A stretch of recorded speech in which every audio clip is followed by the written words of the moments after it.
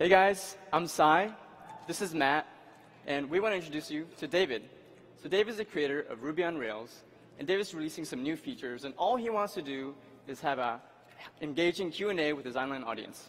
So David looks at the options available, like GoToWebinar, WebEx, On24, but they're crazy expensive, super complicated, and have no engagement. Luckily, David hears about Crowdcast, which takes the best features from Google Hangouts and pairs them with the analytics tools of webinars. David goes to Crowdcast, types in the name of the event, when it's going to get started, and hits enter. And bam, just like that, the event is ready with a customizable URL to share. So David shares that URL on Twitter, Facebook, Google+, and even embeds it onto his homepage. Now, meet Courtney. So Courtney is actually building a dating website using Rails. Courtney sees David's tweet, clicks on it, goes to the registration page, and now with one click via Facebook, Twitter, or Google+, joins the event. So let's actually show you what that looks like.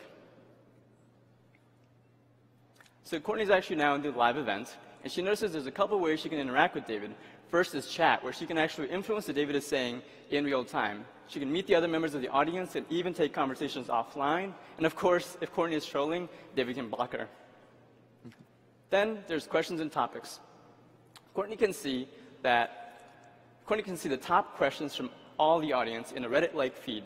She sees that someone named Karina actually asked a really interesting question. What's your advice for anyone wanting to start a business? Now, as you know, Courtney's starting her own business, so she upvotes that question to help bubble it up to the top. Now, when Courtney is ready, she can, of course, ask her own question. Now, Courtney was actually a little bit late, and looks like David answered 3 questions already. In fact, the first one has 225 votes, and it says, Twitter swapped Ruby on Rails for Scala, among other things. What do you think is the reason for that? Now, check this out. She clicks on View Answer. It's a very common question, and it's completely fair. There's a lot of sort of angles of that. Let me just tackle a couple of them. The first thing I will say is, and bam, just like that, she was able to dive right to the point in the video where David started answering that question. How did that happen? Magic. Finally, there's polls.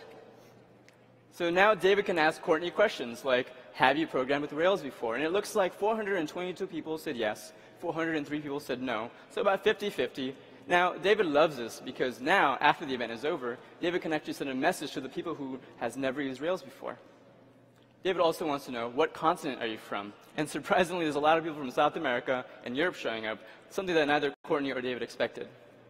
Now, the event goes really well and ends. And Courtney notices that David's talk was actually part of a much larger event, a whole virtual conference being held online on Crowdcast. And she notices her hero, Tim O'Reilly, was one of those speakers. So she clicks on Tim, and now, thanks to Crowdcast, is able to go to the best moments of that talk automatically. Now, the event you just witnessed was a real event. We actually had 30,000 people from all over the world interacting with 36 speakers. We think this was the world's largest developer conference ever. Now, after the event, Courtney actually goes and does her own Crowdcast where she teaches people or gives advice on dating. And since then, people like WordSesh have actually used Crowdcast to do a fully virtual 24-hour Crowdcast.